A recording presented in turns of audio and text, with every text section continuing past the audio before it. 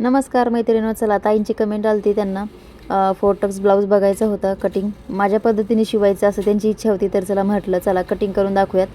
तर 3-4 दिवस झाले त्यांची रिक्वेस्ट होती, तर आज वेळ भेटला. तर चला आपल्याला पहिले उंची टाकायची. तर मी आता 14.5 उंची टाकते, कारण 13.5 आहे. तर मी अर्धा-पाऊण इंच एक एक्स्ट्रा घेत असते, तर 14.5 टाकली.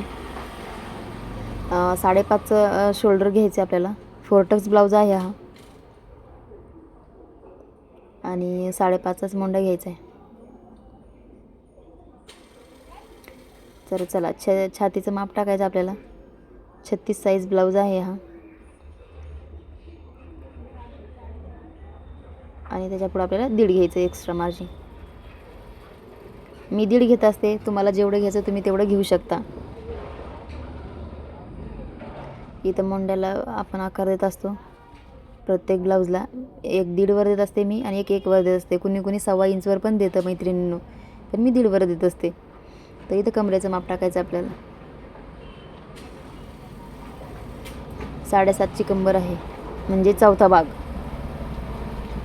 कमरेचा चौथा 7.5 आलेला आहे. परत 1.5 घ्यायचं आहे, आणि परत मी 1 घेत असते. एकदम परफेक्ट आणि पफ तयार होतो. 2 पण घेतलं तरी चालेल. जर तुम्ही फर्स्ट टाईम माझं बघून ब्लाऊज शिवत असाल, तर तुमचा कपडा थोडाफार इकडं तिकडं होत असेल, तर तुम्ही 2 घ्या त्याच्या जागेवर. आता मी 1.5 घेतले, तुम्ही 2 घ्या. ओके. आता इथं आपल्याला क्रॉस पट्टी काढायची. तर मी एक साईडने 3 घेत असते, एक साईडने मी 2.5 घेत असते. तर इथं आपण एक लाईन ड्रॉ करून घेऊयात.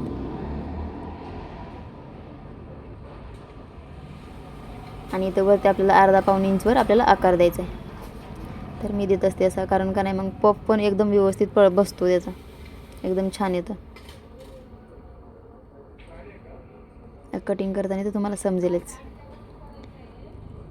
आता ही फ्रंट बाजू आहे मैत्रिणींनो. आता पुढचा गळा टाकायचा आहे 2.25 वर. तर मी गळा टाकणार आहे इथं बघा, 2.25 वर टाकला आहे. तर 6.5चा गळा घेतला मी.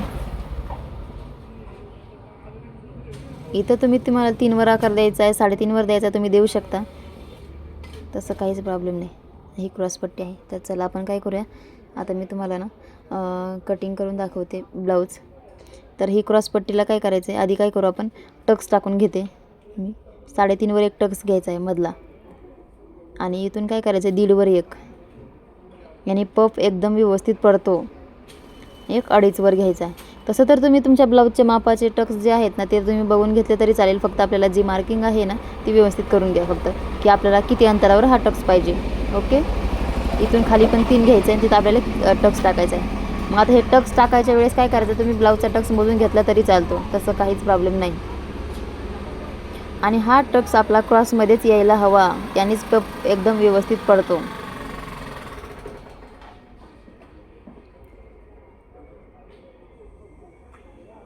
हे टक्स आहे त्याने पफ्स एकदम व्यवस्थित येतात. त्याच्यामुळे तुम्ही ब्लाऊजवर मोजून घेतलं तरी चालतं. इथून ह्या टक्सपासून 1.5चं अंतर पाहिजे, परत इथून परत 1.5चं अंतर पाहिजे, आणि तिथून पण परत 1.5चं अंतर पाहिजे. म्हणजे असा क्रॉसमध्ये टक्स आला की आपला पफ पण एकदम व्यवस्थित पडतो.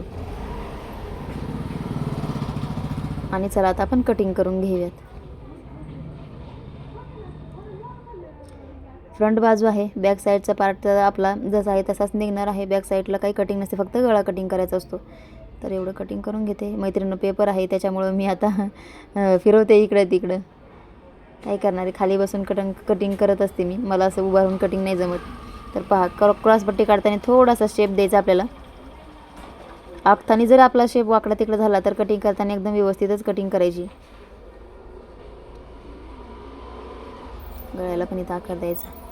आता पहा, आणि हे मोंड्याचं पण आपल्याला एवढं कापून घ्यायचं असतं, अर्धा इंच. तर हे माप येणार आहे. हे टक्स मी पेपरवर नसते टाकत, डायरेक्ट ब्लाऊज पीसवर टाकत असते, पण म्हटलं चला तुम्हाला पण समजेल कसं टाकायचे टक्स, म्हणून मी तुम्हाला तिथं आखून दाखवलेलं आहे. तर हे पहा, आपला हे फ्रंट बाजू आहे जी पुढची, आणि ही बॅक साईड आहे खालची.